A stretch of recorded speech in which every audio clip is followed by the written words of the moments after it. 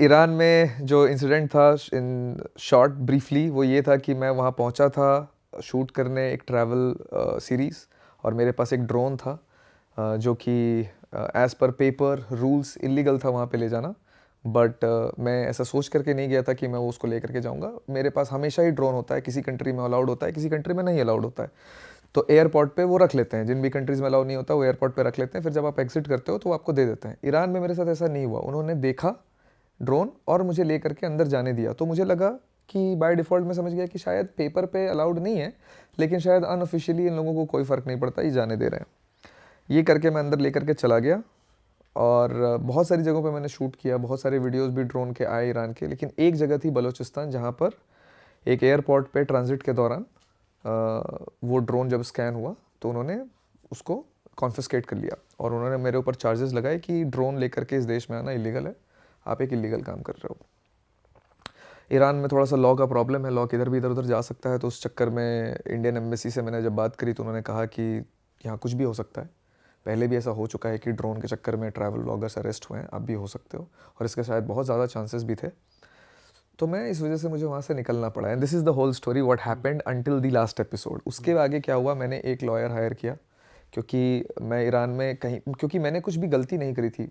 मेरे हिसाब से अगर उन्होंने मना कर दिया होता एयरपोर्ट पे तो मैं लेके नहीं जाता। जैसे मैं दुबई जाता हूँ वो मेरा एयरपोर्ट पे रख लेते हैं, ओमान जाता हूँ मेरा एयरपोर्ट पे रख लेते हैं, इजिप्ट जाता हूँ एयरपोर्ट पे रख लेते हैं। उसी तरीके से वहाँ पे भी रखना चाहिए था उनको। तो मेरी गलती नहीं थी। तो इस बात को प्रूव करने के लिए मैंने वहाँ पे लॉयर हायर किया।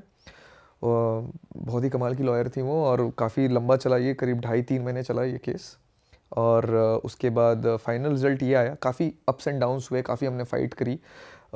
उसके बाद एंड रिज़ल्ट ये आया कि ड्रोन जो है वो यहाँ इस देश में लाना इलीगल था। आपके ऊपर इस बात का चार्ज तो लगेगा ही कि आप एक इलीगल सामान स्मगल करके इस देश में लेकर के आए हैं। लेकिन चूँकि आपका 2 साल पिछले, मतलब कभी भी कोई बैकग्राउंड नहीं रहा है, क्रिमिनल कोई हिस्ट्री नहीं रही आपकी, तो हम आपके ऊपर कोई चार्जेस नहीं लगा रहे हैं, हम आपको अरेस्ट नहीं करेंगे, कुछ भी नहीं करेंगे। You are free, you are, आपको कन्विक्ट नहीं कर रहे हैं हम। लेकिन ड्रोन आपका वापस नहीं मिलेगा, उसको हम डिस्ट्रॉय कर रहे हैं, और उसके साथ जितने भी मेमोरी कार्ड्स थे सब डिस्ट्रॉय हो गया। अच्छा। हाँ, ड्रोन भी डिस्ट्रॉय हो गया। और क्या चार्जेस लिए उन्होंने? लॉयर ने जो उन्होंने बोला कि आप लेके आए हो इलीगली, तो नहीं, उन्होंने चार्जेस कुछ नहीं लगाया। उन्होंने बस ये चार्जेस लगाया कि आप एक इलीगल सामान सप्लाई करके लेकर के आए, और बट हम आपको कन्विक्ट नहीं कर रहे हैं, हम आपको बाइज्जत बरी कर रहे हैं। लेकिन आपके बैकग्राउंड पे, हिस्ट्री पे, आपके पासपोर्ट पे ये हमेशा रहेगा, हमेशा नहीं रहेगा, अगले 2 साल तक रहेगा। अगले 2 साल तक अगर और कोई क्रिमिनल नहीं आया ऑफेंस आपके नाम पर, अगर आपने कुछ भी क्रिमिनल नहीं किया एक्टिविटी इस देश के अंदर, तो ये जो है लगा हुआ है जो एक तब्बा कि आप एक स्मगल करके इलीगल प्रोडक्ट लेकर के आए थे देश में, ये भी हट जाएगा आपके वहाँ से। लेकिन अभी भी इस बात के लिए, मतलब ये रहेगा तो आपके अकाउंट पे 2 साल तक, लेकिन अभी भी आप, you are free to come to Iran.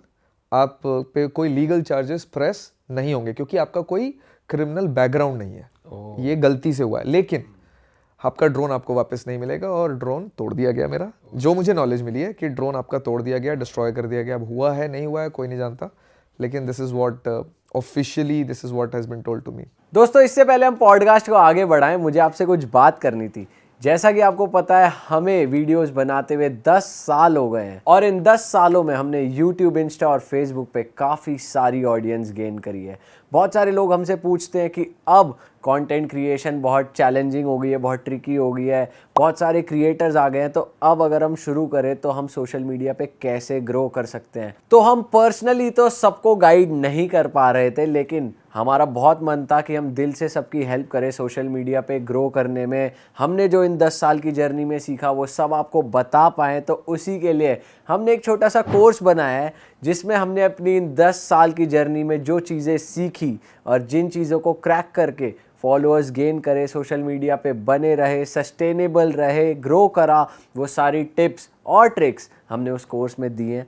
I am sure आप अगर उस कोर्स को देखोगे तो आपकी भी बहुत ज़्यादा हेल्प हो जाएगी। तो आपकी फील्ड कोई भी हो, कंटेंट क्रिएशन आज के टाइम पे एक नीड बन चुकी है अपने बिजनेस को ग्रो करने में, या फिर आपका कोई भी काम हो, अगर वो ऑनलाइन नहीं है तो वो सक्सेसफुल नहीं हो पाएगा आने वाले टाइम में। तो ये कोर्स आपकी मदद करेगा सोशल मीडिया पे आपके हैंडल को ग्रो करने में। तो हमारी वेबसाइट का जो लिंक है वो डिस्क्रिप्शन में भी मौजूद है, यहाँ पर भी लिखा आ रहा है, आप जाइए एक बार जाकर उस कोर्स को एक्सेस कीजिए और अपनी कंटेंट क्रिएशन की जर्नी को शुरू कीजिए। चलो अब बातों को आगे बढ़ाते हैं। ईरान वैसे आप जा सकते हो, कोई हाँ, दिक्कत उन्होंने मेरी लॉयर ने कहा कि आप ईरान, यू आर फ्री और most welcome to come to Iran, लेकिन मैं जाऊंगा कि जाओगे नहीं क्या जाऊंगा ईरान नहीं, अब फिर? ये क्वेश्चनेबल है। भाई जैसे आप उस कंट्री के रेजिडेंट भी नहीं हो और वहाँ क्या होता है क्या नहीं होता, आपको क्या मतलब, तो ये केस लड़ने का रीजन क्या था कि मैं क्योंकि legally केस इसका रीज़न ये था कि मैं कभी भी किसी भी कंट्री में इलीगल उस पर गया नहीं हूँ, तो ये इंटीग्रिटी और एथिकल ज़्यादा था मेरे लिए रादर देन कि मैं, और प्लस ईरान बहुत खूबसूरत देश है, मैं नहीं चाहूँगा कि मैं वहाँ से ब्लैक लिस्टेड रहूँ या फिर सिर्फ इस डर में रहूँ कि मैं पता नहीं क्या होगा वहाँ जाने पर और मैं कभी जा ही ना पाऊँ। मैं जाना चाहता हूँ उस देश में, मैं घूमना चाहता हूँ उस देश को।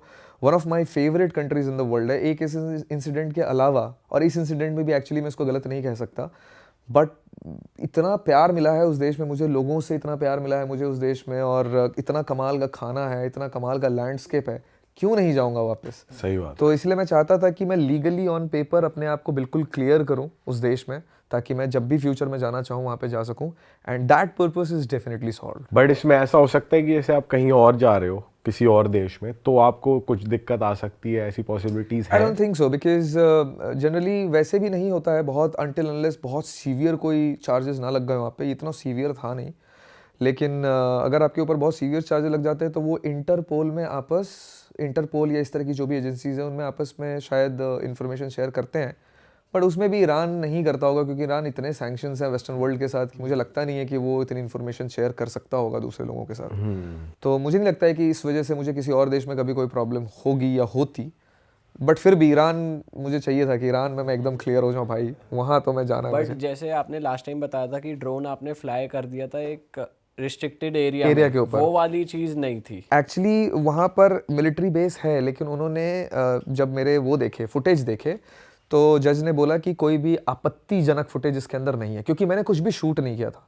मैंने जो शूट किया था, जो मुझे नहीं मिला एक्चुअली, एक डेजर्ट था जो लास्ट एपिसोड था मेरा, और एक पोर्ट था, चाबहार पोर्ट, जो इंडिया ने काफ़ी इन्वेस्टमेंट किया है उस पोर्ट को बनाने के लिए।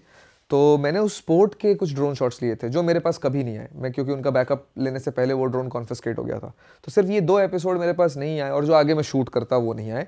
लेकिन इन दोनों फुटेज को देखा उन्होंने, और प्लस पुराने जितने भी फुटेज देखे उन्होंने, तो जज सेड दैट कि कोई कंट्रोवर्शियल या किसी भी तरीके की ऐसी इलीगल फुटेज इसके अंदर नहीं है। तो वो चार्जेस मेरे ऊपर नहीं लगे। मेरे ऊपर सिर्फ एक चार्ज लगा कि आपको ड्रोन लेकर के इस देश में आने की परमिशन नहीं थी आपके पास, आप क्यों लेकर के आए, जिसको मैंने इस बेसिस पर डिफेंड किया कि कस्टम्स ऑफिसर ने आपके एंट्री एयरपोर्ट पे मेरे ड्रोन को देखा, हंस मुस्कुरा करके मेरे साथ शाहरुख खान का गाना गाया और मुझे जाने दिया। अगर उन्होंने एक बार भी बोला होता तो मैं सही बात है, हाँ। यहाँ पर मेरी गलती थी, मैंने उनको डबल क्वेश्चन नहीं किया। मैंने उनको ये नहीं बोला कि आर यू श्योर कि आप मुझे ड्रोन लेकर के अंदर जाने दोगे। वो मैंने इसलिए नहीं बोला क्योंकि क्रिएटर के मन में ना लालच होता है। मुझे लगा अगर यार जा ही रहा है तो फिर हाँ, पास होने देते हैं, भाई क्यों अगर क्वेश्चन ड्रोन करूं? मेरे साथ ईरान में आ गया, इतना खूबसूरत लैंडस्केप है, कहीं उड़ा लूंगा, कुछ अच्छा फुटेज मिल जाएगा, ये लालच में मैंने वो डबल उनको नहीं आपको बोला। पहले मालूम था कि यहाँ पे अलाउड नहीं होगा मुझे इसका? हमेशा से पता था कि वहाँ अलाउड नहीं भाई फिर तो आपने थोड़ी गलती करी है। ये है। गलती है मेरी कि मैंने जब उन्होंने जाने दिया, लेकिन रियल जो वो हैं डिसीजन मेकर्स हैं वो हैं। मैंने उनके रजिस्टर करने की कोशिश करी, उस पर रजिस्ट्रेशन था कि फॉरेनर्स रजिस्टर कर सकते हैं, बट वो वेबसाइट नहीं चल रहा था, तो मैं रजिस्टर नहीं कर पाया। ओके। और अनऑफिशियली मैंने ऐसे सुना था कि ईरान में ड्रोन लाना अलाउड नहीं है। ऑफिशियली उनके पेपर पे अगर आप जाकर देखो ना, CAA.IR उनका वेबसाइट है, उसका इंग्लिश वर्जन भी है, अरेबिक वर्जन भी, पर्शियन वर्जन भी है। उस पर आप जाकर के देखोगे तो कहीं नहीं लिखा है कि आपको अलाउड नहीं, ऑफिशियली कहीं नहीं लिखा है ये। लेकिन अनऑफिशियली वो उन्होंने कॉन्फिस्केट करना एयरपोर्ट पे शुरू कर दिया, और कॉन्फिस्केट भी नहीं करते हैं, सिर्फ अपने पास जमा कर लेते हैं और फिर डिपॉजिट कर लेते हैं, और उसके बाद आप जब जा रहे होते हो बाहर तो आपको वापस मिल जाता है। और ये बहुत देशों में होता है, दुबई में हर बार होता है मेरे साथ, ओमान में हर बार होता है मेरे साथ। जितनी बार दुबई जाता हूँ, दुबई में साल में 4-5 बार जरूर क्रॉस कर रहा होता हूँ, हर बार होता है मेरा ड्रोन रख लिया जाता है एयरपोर्ट पे और फिर बाहर जाने देते हैं। तो वो चीज़ ईरान के अंदर भी होनी चाहिए थी। जब नहीं हुई तो मैंने उसको डबल क्रॉस नहीं किया, मतलब क्रॉस चेक नहीं किया कि नहीं आप क्यों नहीं रख रहे हो उसको, आपको तो रखना चाहिए शायद। मुझे लगा शायद इनको नहीं फ़र्क पड़ रहा उतना, they are okay with it, बस that was the only mistake on my part. और कितना पैसा लगा आपका एक फॉरेन कंट्री में केस लड़ने में? यार उन्होंने स्ट्रेट मेरे से $600 लिए थे, अच्छा। $600 लिए थे, जो मुझे बिटकॉइंस में उनको ट्रांसफर करने पड़े थे, क्योंकि वहाँ पे डायरेक्टली डॉलर्स कैसे ही जाएंगे, रेमिटेंस हिसाब किताब है नहीं वहाँ पे। बिटकॉइन एक्सेप्ट करते हैं वो? हाँ, बिटकॉइंस पे आप ट्रांसफ़र करने पर उन पे लोकल करेंसीज में वो एक्सचेंज वाले करके दे देते हैं, कुछ उनका सिस्टम है। मैंने टेथर्स में पे किए थे उनको। तो ईरानियन करेंसी में नहीं लेते हो? ईरानियन करेंसी आप यहाँ से ट्रांसफर करोगे कैसे? सैंक्शंस में है ना वो, अच्छा। तो आप कर नहीं सकते। बट जब भाई अभी जैसे आप कनाडा की आपके पास पीआर है, आप यूएस बहुत ट्रैवल करते हो, तो जब पासपोर्ट पे ईरान का ठप्पा दिखता है, वो भी इंडियंस के, तो यूएस वाले दिक्कत नहीं करते बॉर्डर्स पे? करते हैं ना थोड़ा, मतलब दिक्कत तो नहीं करते हैं, लेकिन आप पूछते ज़रूर हैं कि ईरान क्यों गए थे। तो आप अगर सीधा सीधा बोल दो ना कि मैं ट्रैवल करने गया था, तो मान जाते हैं यार, समझदार होते हैं। अगर आपका दिन खराब है और कोई ऑफिसर एकदम ऐसे ही बैठा हुआ है कि बस उसको नहीं देना आपको एंट्री, तो अलग बात है, बट अदरवाइज 99.9% केस में ऐसा होता नहीं है।